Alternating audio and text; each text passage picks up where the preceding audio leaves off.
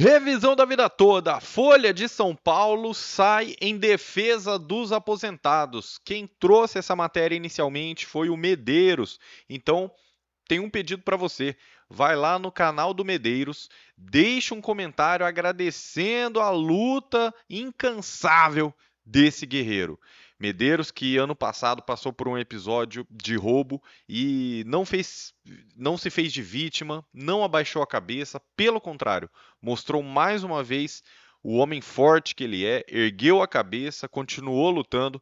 Então, quero que você vá lá, diga, olha, o Nakamura está reconhecendo o seu trabalho e deixa uma mensagem para o Medeiros, já se inscreve no canal dele também, tá certo, pessoal? Porque se a gente chegou até aqui, foi graças a muitas pessoas e com certeza a liderança do Medeiros está fazendo toda a diferença, tá? Então, desde já, quero agradecer toda a luta. E, pessoal, a Folha de São Paulo saiu em defesa dos aposentados.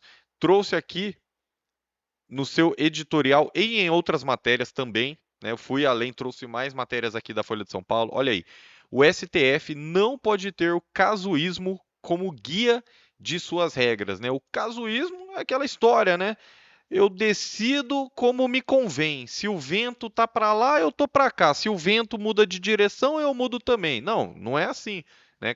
Cada julgamento do STF tem as suas regras e os votos dos ministros precisam ser respeitados. E o que está acontecendo aqui nos bastidores do STF por uma parte dos ministros, tá? Não é todo mundo. Calma.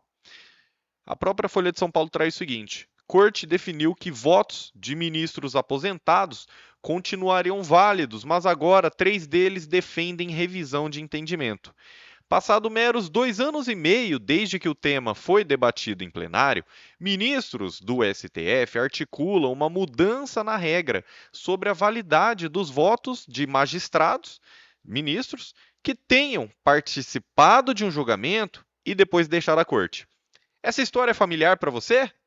Deixa eu te falar. Será que o nome Marco Aurélio, Rosa Weber, Ricardo Lewandowski toca um sino na sua cabeça? Você lembra desses ministros? Claro que lembra. 3 ministros que votaram a favor dos aposentados na revisão da vida toda, em todas as oportunidades, no plenário virtual, no plenário físico. A Rosa Weber, inclusive, nos embargos de declaração, antecipou o seu voto. Só que hoje em dia eles se aposentaram, né? O processo da revisão da vida toda está demorando tanto que até os ministros que lutavam pelos aposentados viraram aposentados.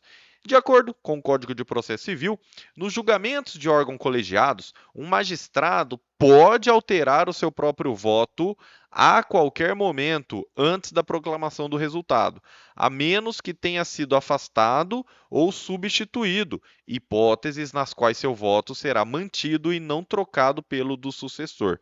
Então, a gente tem regimento interno do STF, a gente tem o Código de Processo Civil dizendo, olha, o ministro ou juiz pode mudar o voto, pode, o próprio ministro pode mudar o voto. Inclusive, a gente viu isso acontecer, né, em um julgamento muito famoso, mostrei para vocês aí na tela, né, alguns ministros mudando de entendimento durante o plenário físico.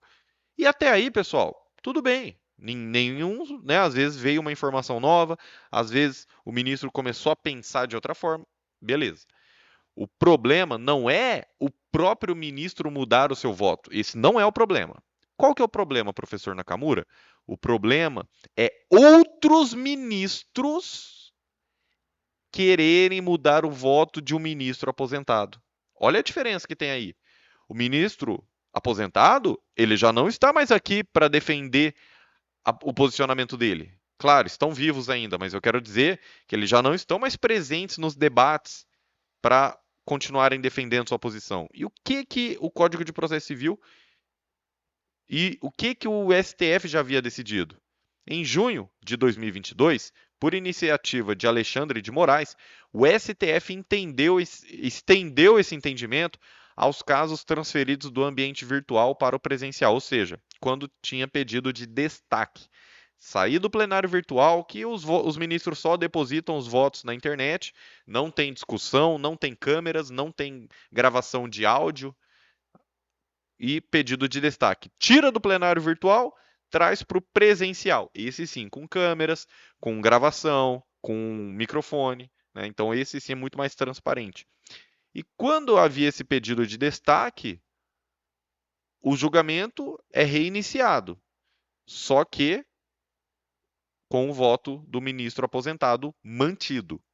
Ou seja, se o ministro profere seu voto em um julgamento virtual e depois se aposenta, seu substituto não poderá interferir na posição adotada, ainda que o processo seja levado para discussões no plenário físico. Olha a Folha de São Paulo saindo em defesa dos aposentados. Olha o que ele falou.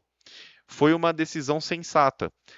Não havia motivos para distinguir o ambiente físico do virtual, quanto a uma diretriz que tem a função de reduzir incertezas e, portanto, elevar a segurança jurídica. Então, Folha de São Paulo, claramente a favor da segurança jurídica. De forma incipiente, entretanto, Luiz Fux, Dias Toffoli e o próprio Moraes começaram a defender uma revisão da regra. Já vou te explicar, porque o Moraes não foi bem assim. Tem fala do Moraes, calma aí, deixa eu acabar aqui, já vou te explicar. Para eles, em julgamentos não concluídos, os ministros novatos deveriam poder votar, seja no plenário físico ou no virtual, trocando as manifestações dos ministros aposentados pelas suas. Tomada pelo valor de face, a proposta não chega a ser absurda, desde que adotadas providências cautelosas para evitar manobras oportunistas. Ela equipara apenas o calor aos seus colegas veteranos, já que eles têm a faculdade, já têm o poder de mudar de opinião no processo em curso. O fato da proposta não ser absurda, porém, não a torna necessariamente desejável, e ela não o é, pelo menos em conteúdo em si, do que pela sua motivação. Já vou te explicar tudo, só vamos terminar a leitura aqui. Nem é preciso ser um observador arguto do STF para notar o casuísmo da operação.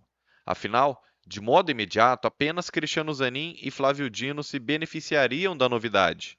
E os dois têm algo em comum, foram indicados pelo presidente Lula. Em 2022, deu-se o oposto. A extensão da regra sobre a validade dos votos prejudicava de modo mais evidente André Mendonça e Cássio Nunes Marques, levados à corte pelo Jair Bolsonaro. Ambos foram recebidos com resistência dentro de um colegiado que sofria ataques reiterados do então presidente. Se a nova proposta vingar, pode mudar a tendência em processos importantes como descriminalização, né, do aborto, do ISS, da base de cálculo do PIS/COFINS, da própria revisão da vida toda, que tem voto de ministro aposentado. E não se trata de defender a tendência atual nesses casos, mas de reconhecer que o STF, como instituição, precisa superar a polarização que graça na sociedade e oferecer o máximo de estabilidade jurídica. Os ministros, infelizmente, com frequência agem na contramão desses desideratos. Então, o que você tem que entender aqui?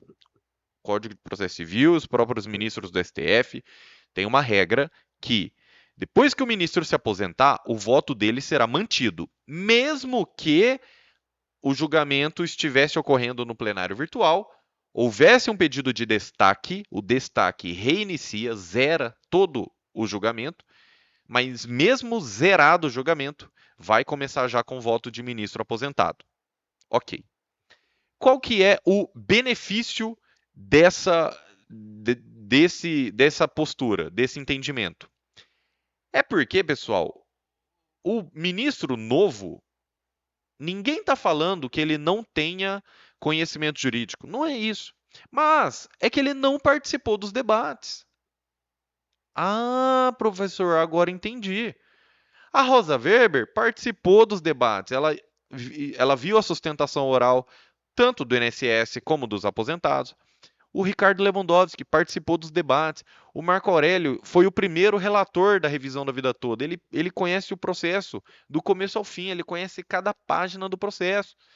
Então, o voto desses ministros precisam ser mantidos por uma questão de segurança jurídica, por uma questão de que é o que o Código de Processo Civil e o regimento do STF determina, o próprio STF decidiu isso numa questão de ordem. Voto de ministro aposentado é mantido e voto de ministro aposentado é mantido, mesmo no caso de destaque. E agora, alguns ministros levantaram essa hipótese e sabe o que o Alexandre de Moraes falou? Ele falou: olha, na verdade, estão usando embargos de declaração como embargos infringentes. O que isso quer dizer? Estão usando um recurso que só deveria ver se tem obscuridade, contradição, omissão ou erro material, e estão querendo mudar o mérito, esses novos ministros. Então, se for assim, então já muda a regra logo. Né? Esse foi o entendimento. Mas, como tudo no STF, precisa respeitar o direito adquirido, a segurança jurídica e a coisa julgada. Nesse caso, qual que seria a solução? Se os ministros quiserem mudar o entendimento, ó, presta atenção. Hoje, como é?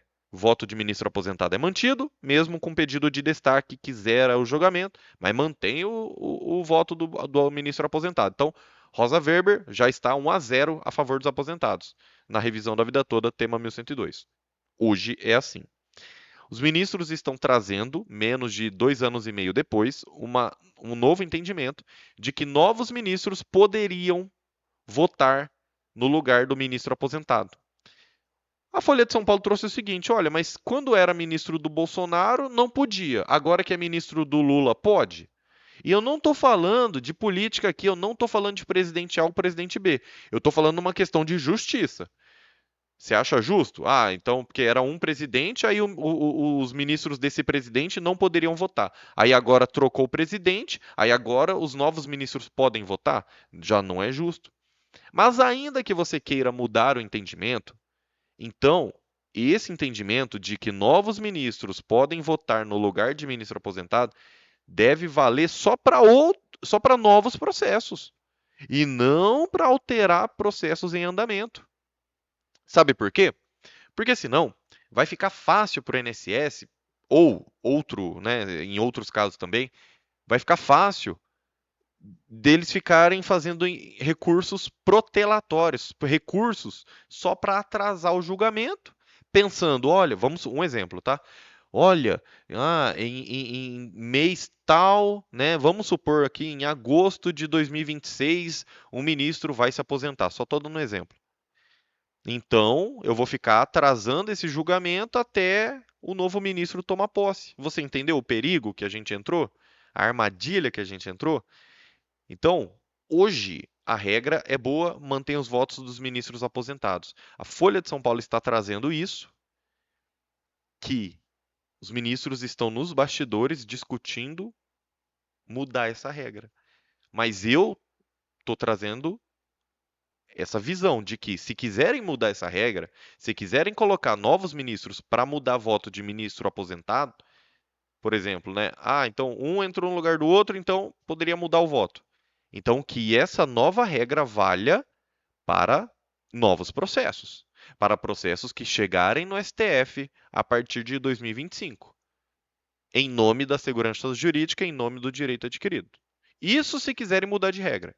Se não, continua a mesma. Por quê?